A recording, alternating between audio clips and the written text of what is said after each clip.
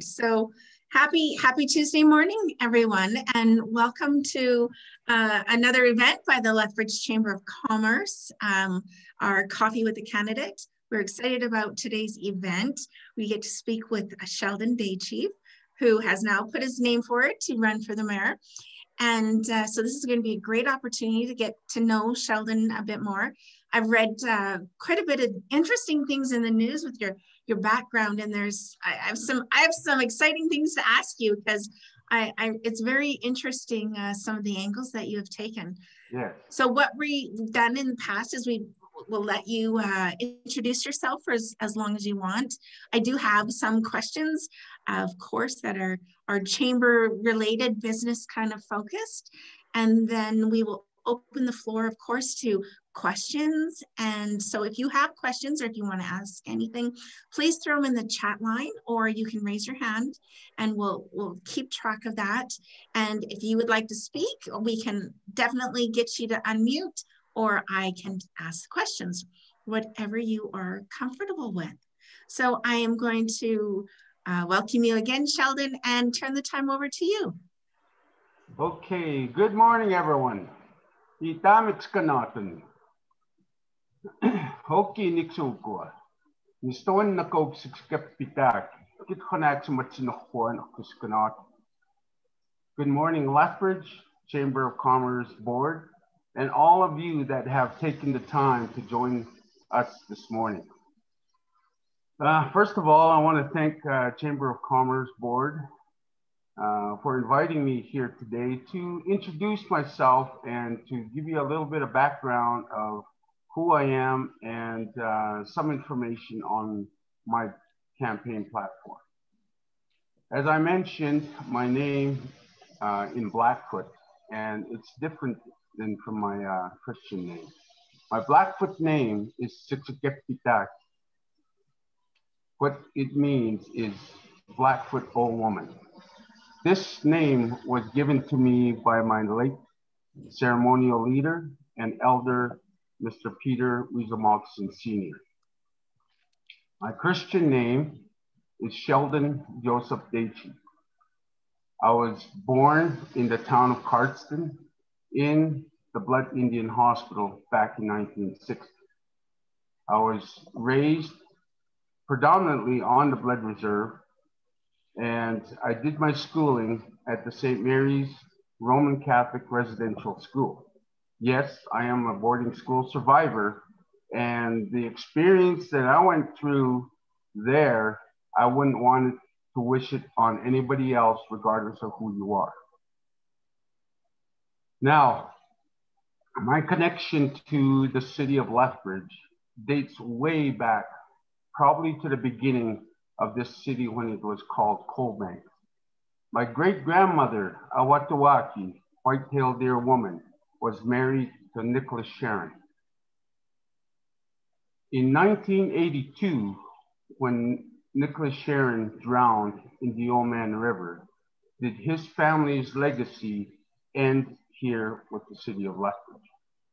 Why I say that is that their whole family structure fell apart when Nicholas Sharon drowned and died in the Oman River. Awatawaki gave up her two sons to her sister-in-law, and her two boys grew up in the orphanage in Red Deer. Awatawaki went back onto the Blood Reserve and pretty much just lived her life out as best she could.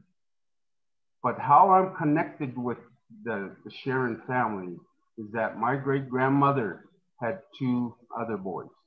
And one of those boys, by the name of Willie Whitefeathers, is my grandfather. In the Christian book, in the registry book, he was listed at the age of 103 when he passed away. But in his stories of all the times that I had spent with him, as he taught me through teaching me about my culture and about the history of this land, he told me he was about 10 years old before he was registered in the registry book. So that gives me the idea that he was 113 when he passed away. I was very fortunate at that point in time to have learned from a very wise and humble man. My father, the late Dick Daychief, made his living, a very successful living, as a rancher and a farmer. He raised 12 children the best he could, and no doubt loved my mother, thus the size of our family. So, having said that, I just want to kind of give you a brief background of some of my campaign platform. And before I do that, I just want to answer a few questions that were raised from the media coverage that I have received thus far. Now, I've lived here for about 30 years, give or take. I've lived and worked here within the city of Lethbridge. I was raised predominantly in the Southern Alberta region, and I've attended the University of Lethbridge. I worked at the Lethbridge Correctional Center and the Standoff Correctional Center. I was a correctional officer, a correctional social worker, where I was responsible for supervising adult offenders for about 10 to 11 years. So with that, why did I choose to throw my name into the hat as mayor?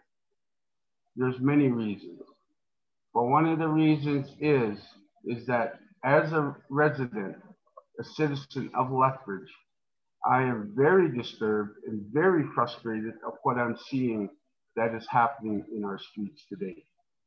Now, I don't have to tell any one of you what is happening on the street, and what is happening on the street is playing a huge part on the standard of living for all residents in the city of Lethbridge.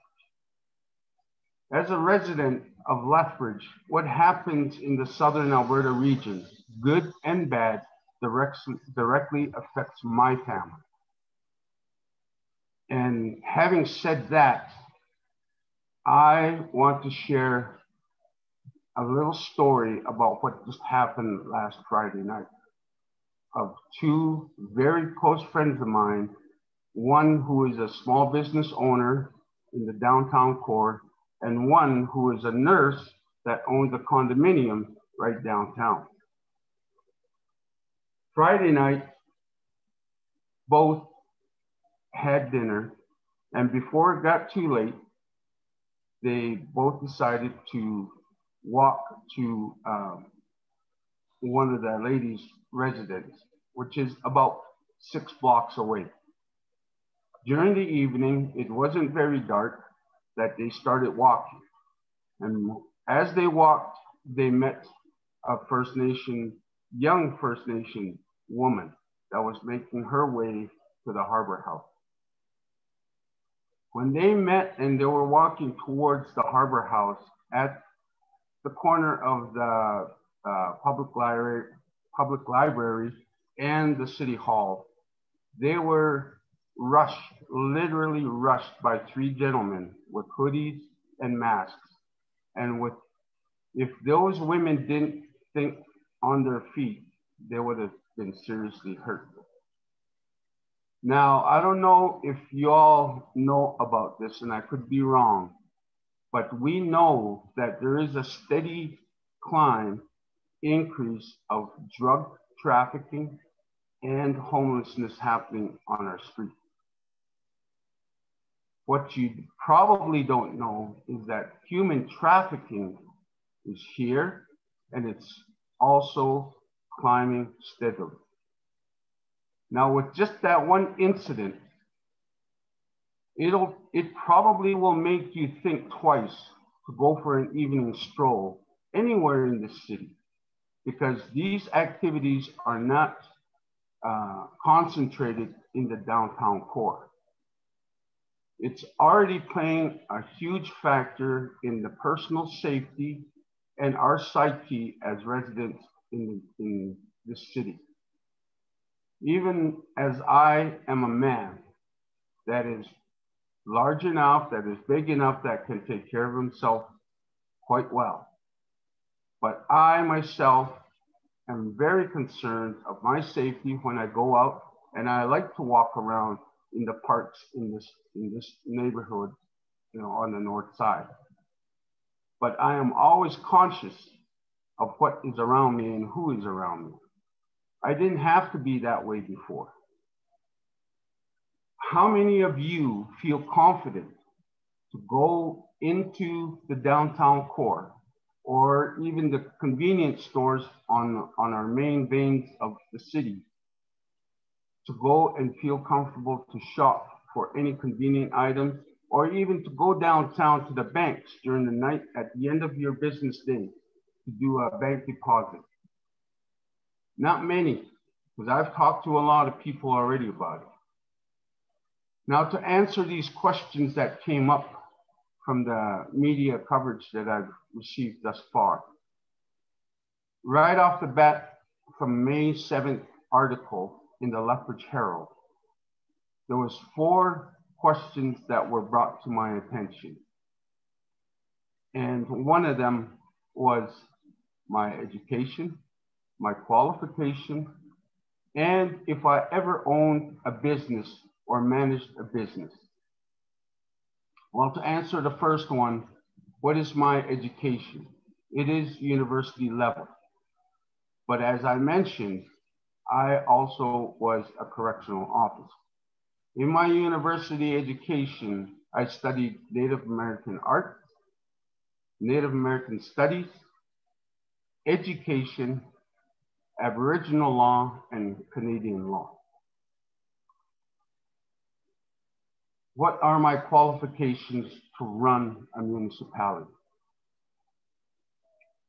In 2008, I was nominated and elected as a member of the Blood Tribe Chief and Council. I served a 4-year term, and part of my responsibilities during those 4 years is that I was responsible for overseeing a budget, annual budget of over $100 million. Not only that, I was also responsible for overseeing 29 additional tribally owned departments and corporations that all had multi-million-dollar budgets. I was also assigned to the economic and finance portfolio. As part of the economic development portfolio, I spearheaded rekindling a very damaged commerce relations with the country of Japan. I was also the main negotiator for opening commerce with other foreign countries, such as our neighbors to the south, the United States. Also, I was the main contact and person that negotiated a commerce relations with the country of Dubai. All 3 commerce relations today are still the most successful relations that we have of foreign countries for the Blood Tribe. 3, have I ever owned or operated a small business? Yes, I have. As a matter of fact, I am a small business owner and I have a small business certificate. The 4th question that was posed upon me was, if I was to become the mayor, the next mayor of the city of Lethbridge, would my agenda and my intention be focused on all Aboriginal issues? Now, I had a whole presentation that I wanted to share with you all, and I wanted to answer it through that presentation. But we have an hour, and I was given 15 to 20 minutes to give or to tell who I am and what my campaign platforms are. My intentions as the potential next mayor of this city is the safety, the welfare, the stability, and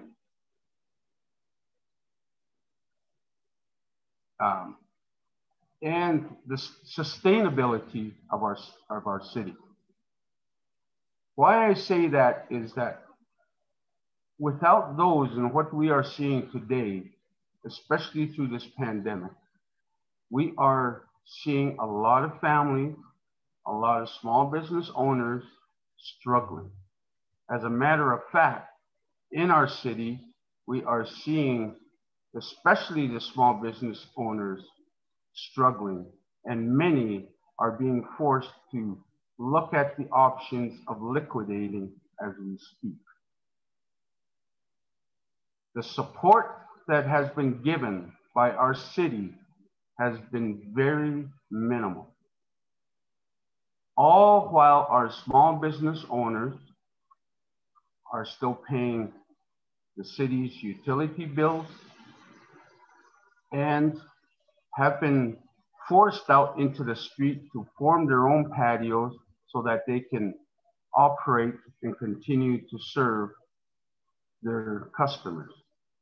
Even that, they were told to close down for 3 weeks because of this pandemic.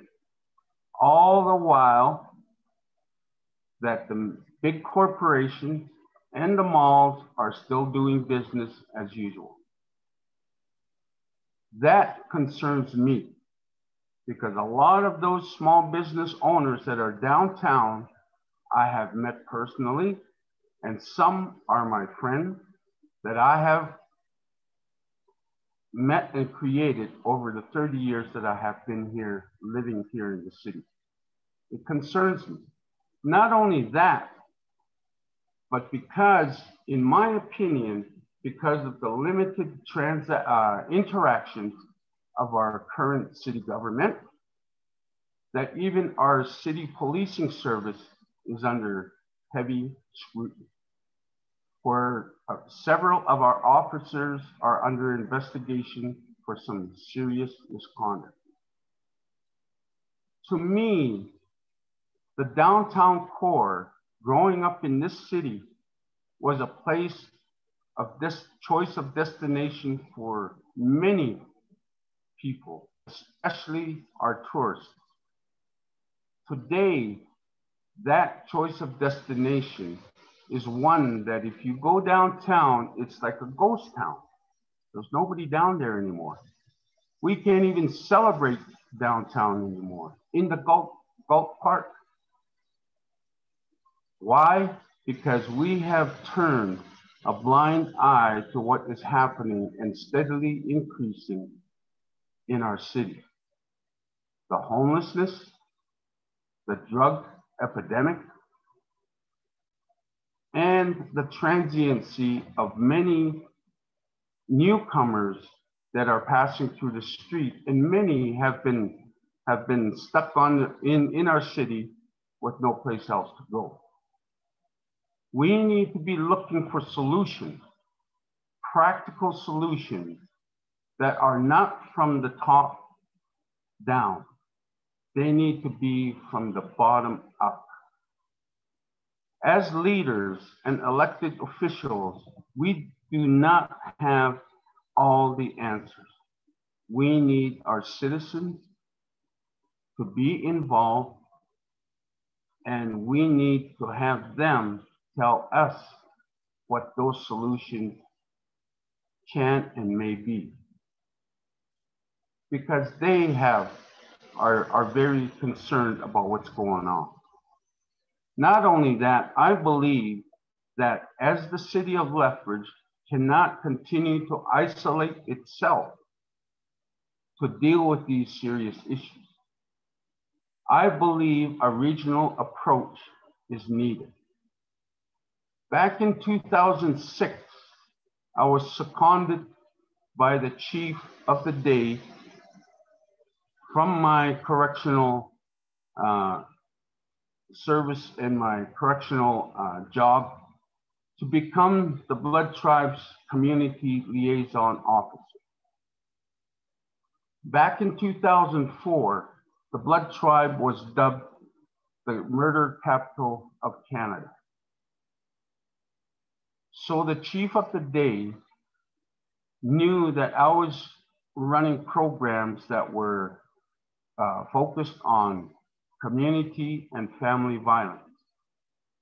Seconded me from the Kainai Correctional Center and gave me a mandate to help with curbing and reducing the drug, alcohol, and solvent abuse, as well as the family and community violence. In 2005, I had met several of the service workers and providers here within the city of Lethbridge. And I, along with them, started doing research and collaborated and came up with a plan. That strategic plan, I don't know what the city of Lethbridge ever did with it, but I know within my home community, that plan was shelved and was never revisited. I tried back in 2008 to rebirth it, but as an individual, and an individual that is very outspoken and that is not afraid to tackle hard issues, I had a heck of a time trying to rebirth it. But that strategic plan needs to be implemented. In 2007, the then mayors of the surrounding communities of Lethbridge, Cardston, Fort Macleod, and the chief of the day all agreed to implement the plan. When that agreement was made, and it was made through a gentleman's agreement, but in a Christian church, where I thought it was sacred enough that things would go forward. To my surprise, that plan died at that level. It was never implemented. That plan was a 4-pillar approach. That plan had education and awareness, treatment, harm reduction, and policing. And I still believe those 4 approaches is what will cover majority of what is outstanding and causing all of our transgressions throughout Southern Alberta. Listen, City of Lethbridge is still considered a small city, but our homelessness, our humanity crisis are probably at a big city level. And I don't say this, I say this with a lot of conviction. When the pandemic started, I am the president of the Sweetgrass Youth Alliance. When the pandemic started and the first lockdown came into effect, my executive director and I mobilized and created partnerships with the Sage Clan and the Plum Restaurant, knowing that our most vulnerable citizens were going to be left behind and pretty much forgotten. So we mobilized and we targeted our senior citizens of Lethbridge, our street citizens, and we put together food hampers. We delivered food hampers to senior citizens and young families. And with the street, those citizens living on the streets, we gave them bags of lunches, warm food in the cold days, warm drinks. We gave them gift cards to Subway, to Tim Hortons so that they can have warm food and drinks and a place so that they can warm up even for a short time. Today, those actions that we took also extended to my son, who owns a small business in the town of Raymond, that extended his support and gave from his own pocket $5,000 worth of food gift cards for the citizens of Lethbridge. Not only that, did he go out of his way to buy Christmas gifts for children, both here in the city of Lethbridge and Standoff. I mention this because I have not personally seen that much support from our city officials thus far. Now, I mention these because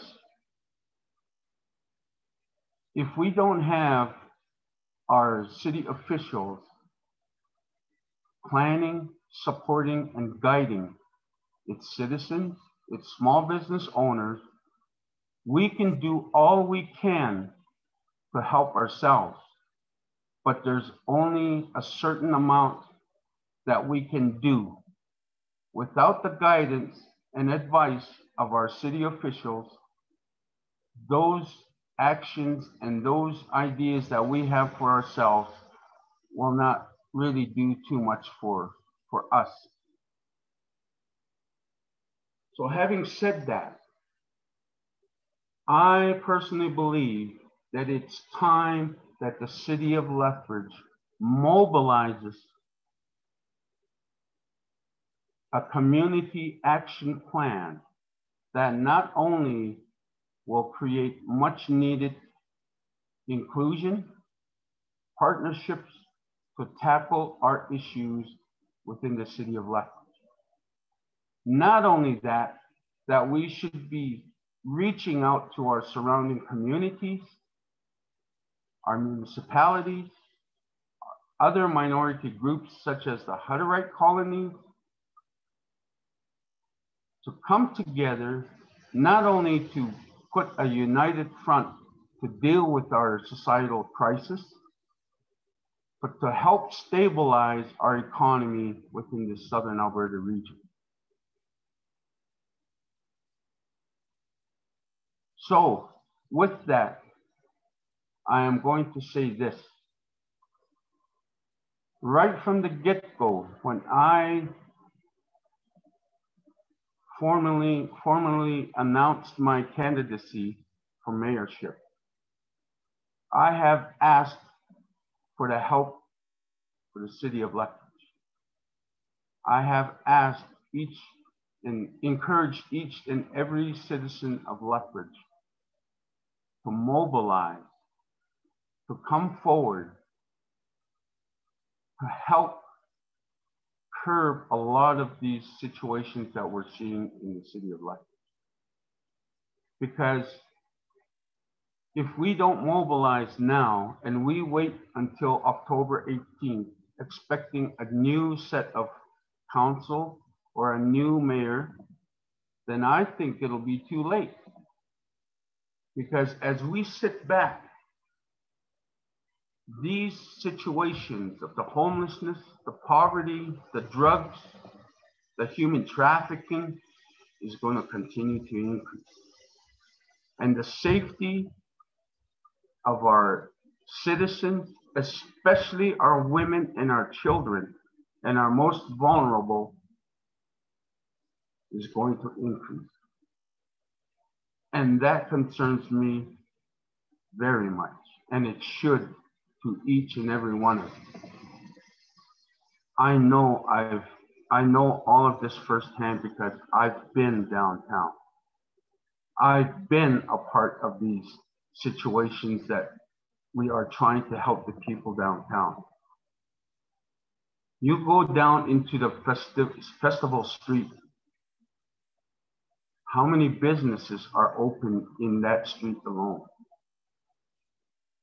This should concern you because many of those small business owners are family and are friends of each and every one of us. And small business to me is the backbone of any city, of any society. And without those, we are going to see a lot more suffering and struggle in our city. So as a candidate that is vying for the mayorship of this city, I can tell you that I have a plan. First of all, to deal with our community's transgression. Secondly, how I can promote a team approach from leadership level. And I will not be afraid to call out individuals that will create a division in that level, to explain themselves of why that they will not conform to a much needed team approach to build a safer, healthier, prosperous community. Through that action plan, that we can reach out to other surrounding communities and First Nations or municipalities and Hutterite colonies to stabilize our economy. Because I can tell you right now that this pandemic is not going to slow down anytime soon.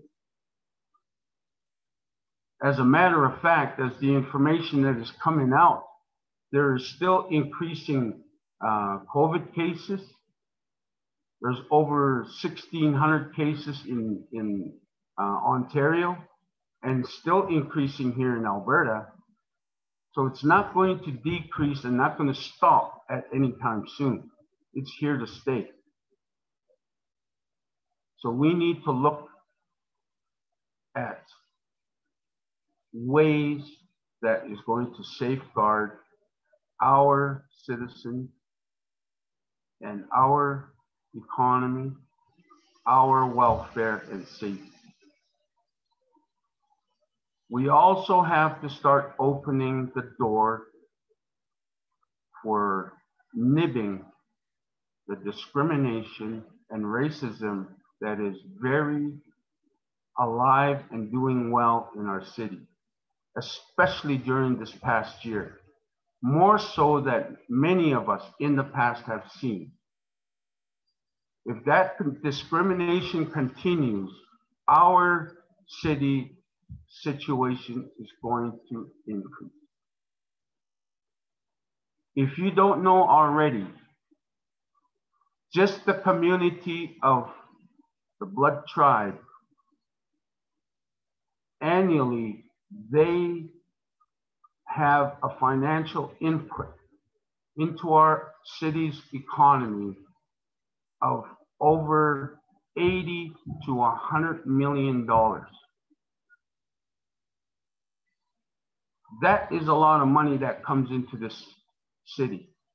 And a lot of it is geared to small business. I'm sorry, but I've got a little kitten here that keeps bugging me and climbing my legs. So her name is Moochie. So,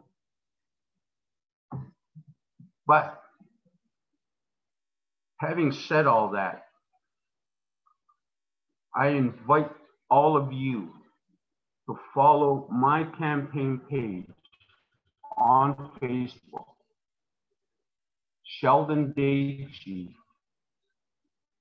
for Mayor 2021. On there, I am going to share the plan that I'm talking about. I am going to outline what needs to be done to combat our issues and how we can create a team and a community approach to reach out to our municipalities so that we can help ourselves and not totally depend on our municipal government leaders so that they could come up with solutions themselves. I know in the past that our city officials voted to take a 10% pay cut. And I am prepared, and I will say this on open media today, I am prepared to go even further than that. If I become, and if the city of Lethbridge, through their blessing of giving me the mandate of being the next mayor, I will take a further 25% pay cut. And that money, I will gear it towards reclaiming and rebeautifying our community's parks, especially the downtown core. Because to me, leadership is not about personal interests, personal biases, or the money, or the prestige of it. It is about protecting and promoting the interests and the best interests of its people and community. So with that, Cindy and Chamber of Commerce and all those that have taken the time to join us today, I thank you for listening to me. Back to you, Cindy. Thank you so much, Sheldon. And thank you for sharing the history of your family through this Blackfoot territory. I know that's a long tradition and a long time of being on this land. And I want to thank you for your service as a correctional officer and as a social worker, because that must have been a very heavy, challenging job at times. And then your responsibilities that you had when you were with the tribe council. So, you know, there's a lot of really great things that you were talking about. And that's why I wanted you to talk, because, you know, I'm very fortunate to sit on the reconciliation committee with the city. And some of the things that we forget when we're talking about reconciliation is the truth and reconciliation. Mm-hmm. And so sometimes we need to talk about some of the truths and some of those feelings before we can look at some of the bigger picture, which I really appreciated from your point of view.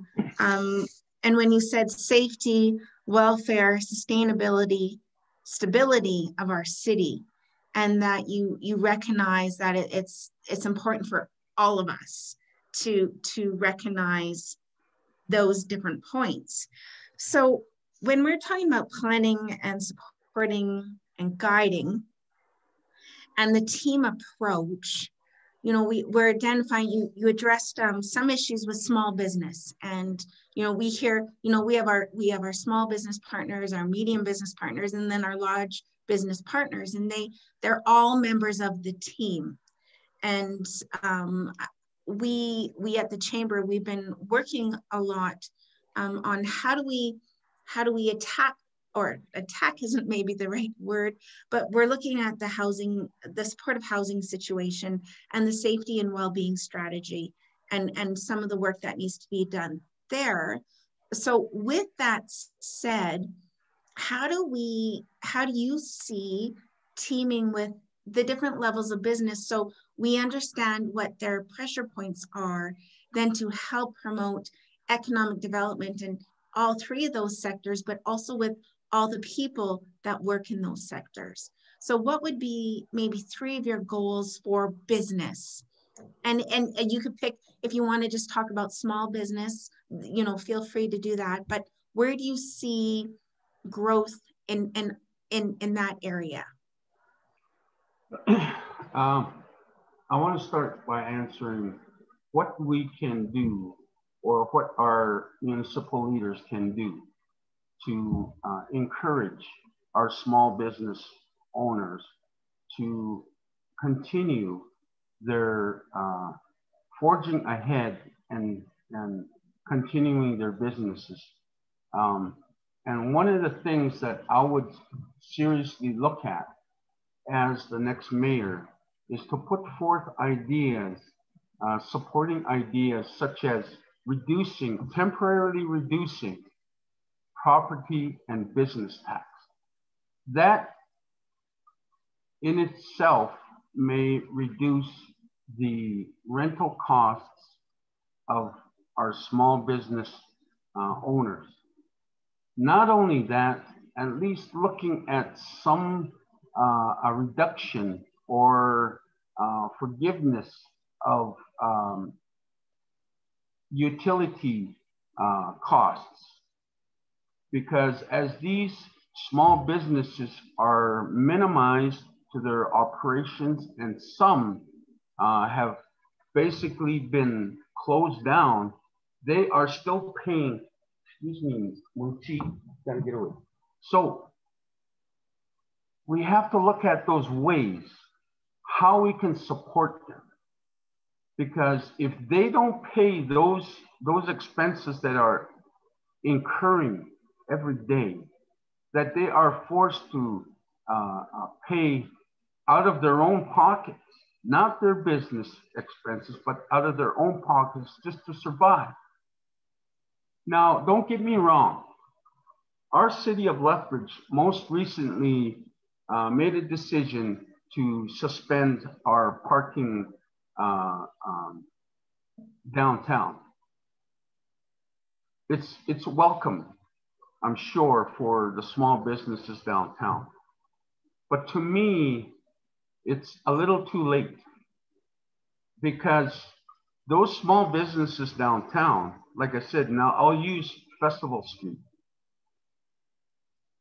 Those businesses downtown, they are forced to serve their clientele. The restaurateurs are being forced to serve their clientele by takeout only. And so, and some of them, they cannot afford to do that. So they're closed right down. Our leadership within the city of Lethbridge ought to be calling in the small business owners through the Chamber of Commerce so that they can hear their ideas of how they need support. So just those things that I had mentioned will at least encourage our small businesses to continue to feel that they have the confidence of carrying on their business. Not only that, but look at the safety and welfare of their staff. You look at the mall, they open till 9 o'clock at night. While we turn a blind eye to the transgressions that are happening downtown, their safety and their welfare is in jeopardy. Because as I mentioned, the incident and the experience of the 3 women just this past Friday, that's a serious concern that every one of us should have.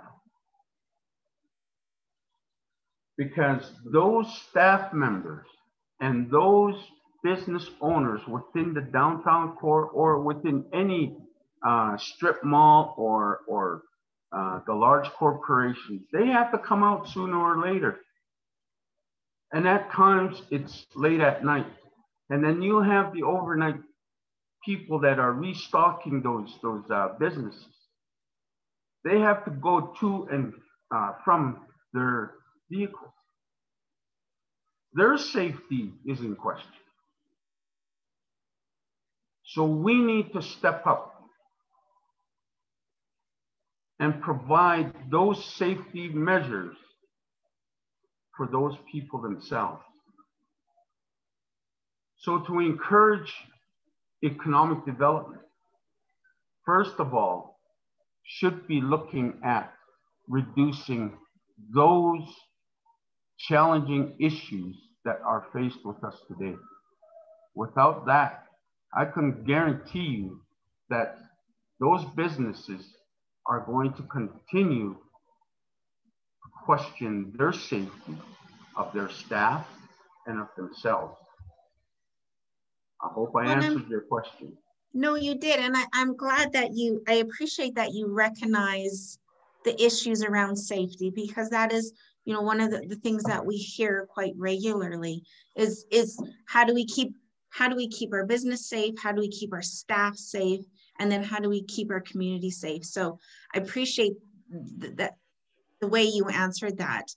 Now, if we think about some of that, then if we think about the big industry, so the industrial park or in that region, how do you view economic growth or companies? How would we attract? What's your plan to attract some of the big industry partners that we need to help sustain our city? Well, we have to start looking internal.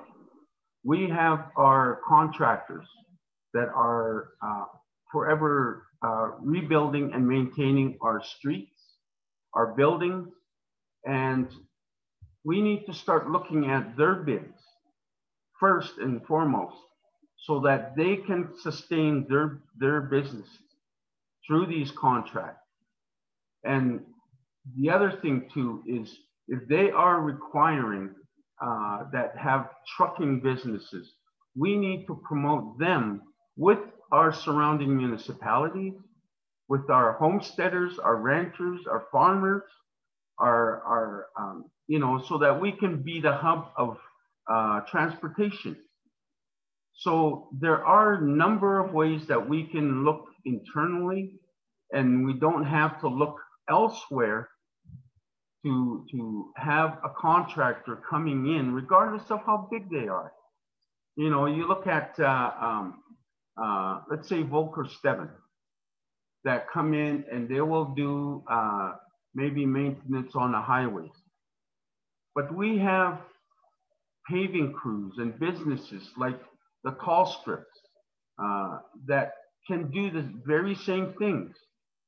But if we are serious in stabilizing and providing an economic growth and stability for our service contractors within and surrounding our region, we need to look at them first, because even the city of Lethbridge with their service and their maintenance department, we could provide those services, but we definitely have to look at our city's contractors, our city's small business, in order to sustain and encourage the economic growth within our city and within the Alberta region, Southern Alberta region. Thank you. That's something that, especially as a chamber, we look at, and there's actually a campaign that we're going to be kind of starting soon. I don't want to give too many details on that, but your answer, what you just said, it kind of supports the initiative that we're going to be setting forward in the next couple of weeks. Now, what do you see, what is the value of our community? Like, what do you see as that positive value of Lethbridge and our region? Oh, it's like I said in my opening statement and my presentation, is that Lethbridge is still considered a small town compared to Calgary, Red Deer, and other cities in Alberta. It's still a small community atmosphere where people and families know pretty much of each other. Also, as our surrounding communities, we are not limited to having families. As I mentioned, my son owns and operates a small business in Raymond. It's just a perfect example of how some of our families are intertwined with our surrounding community. So the positivity of that and the infrastructure of family and the concern for our safety and everything, it's already there. We just need to revisit it. And we need to come together as a community, because that community atmosphere is still there. So the positiveness of it is that even though our transgressions, our issues, and our challenges are increasing, we could still work together as a community to reduce a lot of those challenges. So the positivity of it is that I live in a condo of within a sixplex. I can talk to all of my neighbors and my neighbors across the street, which I do almost on a regular basis, daily basis.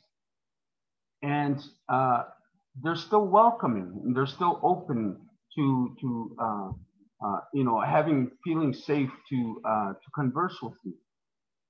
So with that atmosphere, it's still positive, but we need to build on it.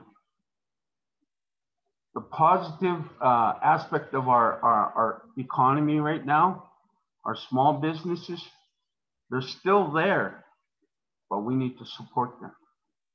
They are still looking to see how they can survive this latest lockdown. And our leadership need to be and will be welcomed if they actually would go downtown, and that would support, at least on a moral basis, personal approach to these small businesses. That is still there for them. In cities of Calgary, that is almost impossible for them to go and talk to most of their small businesses. So here in the city of Lethbridge, it's still a small city, and our leadership can go to individual businesses or through the Chamber of Commerce, the size of it, that they can encourage input. Whereas in the big cities, it's almost impossible.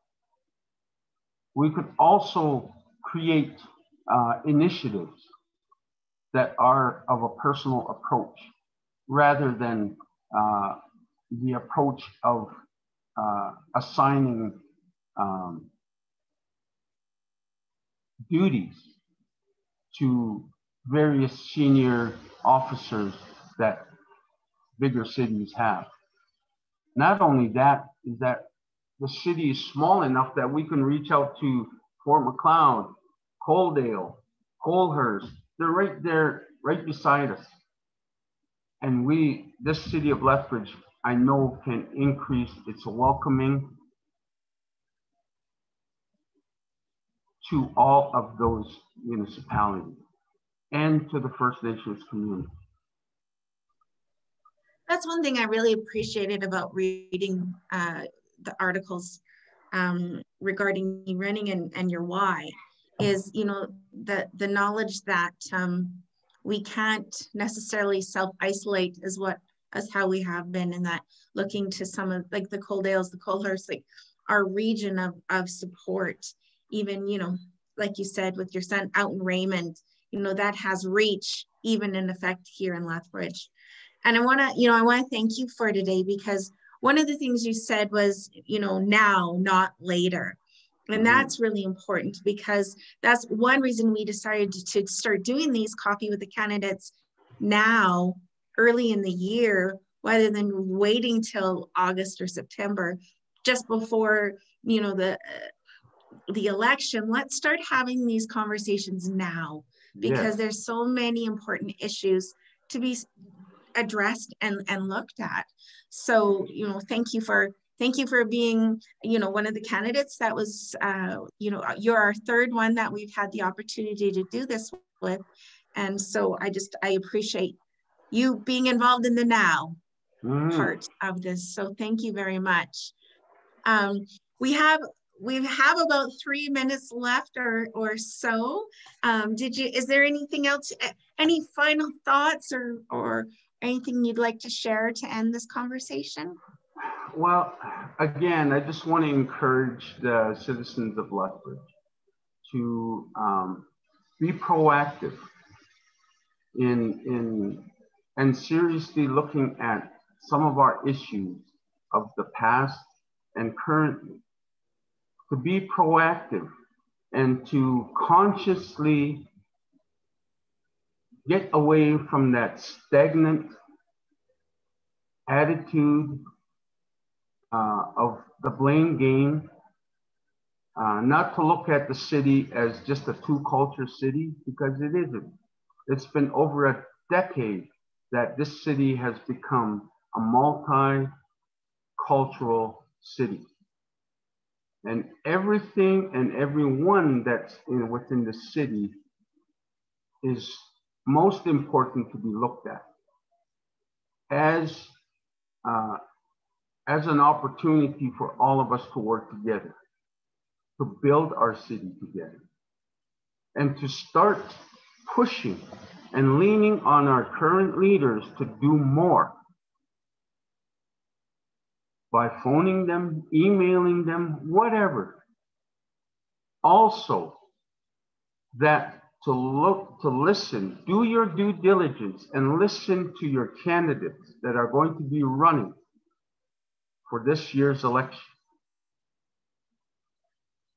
To listen to those candidates that are truly and sincerely speaking on how they are planning or how they are willing to help our city and its citizens to overcome our ever-increasing challenges. Because those challenges are, if we continue on this stagnant and blame game and discriminatory division attitude, our situation is not going to get better. It's going to get worse. So I just encourage each and every one of you, talk to your families, talk to your friends, talk as a Chamber of Commerce, and do your due diligence and seriously look at your candidate. Because I can tell you right now that as one of your candidates, I do have a plan. I do have some, positive go forth plan to my insanity of running as your next mayor. But we need to seriously look at how we operate as a city. Look at how we can revise our financial plan so that we could cut down on unnecessary spending that will not only encourage but increase our standard of living within the city of Lethbridge. Build on what we already have, not create situations or projects that are going to cost our city more money and taxpayers to pay more taxes to things that are not going to be reachable for the next 10 years. We need to come together as a community, as a people, regardless of who you are. We need to come together and we need to put forward a united front to everything that I have mentioned. Because your personal safety, your personal welfare, and as small businesses and medium-sized businesses, including the large corporations of the Walmart, of the Canadian Tires, of Costco, they all have local management staff that live within our city. We need to work with them so that we can stabilize and reclaim our city, our pride and our confidence, so that we can overcome.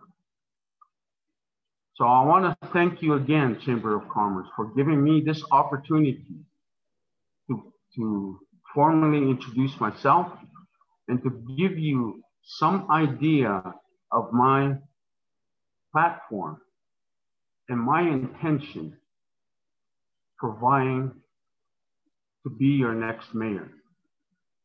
I had a whole presentation here that was going to take me probably for about the whole hour.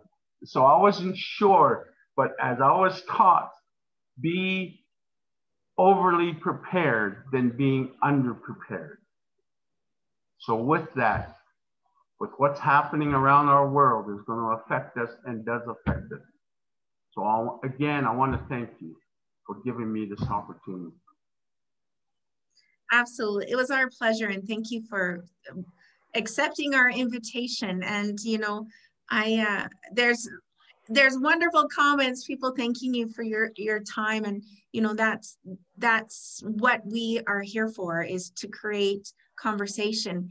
And I really enjoyed the flow of our conversation, and thank you for leading it in the direction that you did, because I think there was areas that we might not have necessarily touched on if I just kind of drilled through the old standard questions. So thank you for allowing the conversation just to flow as it did. And everybody have a wonderful, wonderful day. We'll be seeing you all again, and you know, maybe the closer we get to it, we'll have all the candidates. Well, hopefully we can do a forum in person in the fall. But you know, this is one good thing Zoom is for. You know, we may not have been able to do these kind of coffee chats previously, or didn't think about doing it this way. So yay Zoom, you know, win for Zoom. I don't know, got to end on positive. So thank you everybody for your time today. We appreciate it, and we'll have more of these get-togethers. Thank you so much, Sheldon. Cindy, one more thing. Sure. If this presentation or this conversation was recorded, could you forward that to me? Because absolutely. I know we're kind of limited in who we reach today. Sure. I would like to post that on my campaign page, just so that we can have other people listening on what we are doing and what the Chamber of Commerce is currently doing with their candidates as well. Thank you. I'll make sure that Tanika gets that sent to you. Okay. Wonderful. Thank you. Yeah. Enjoy your day, everyone. Bye-bye.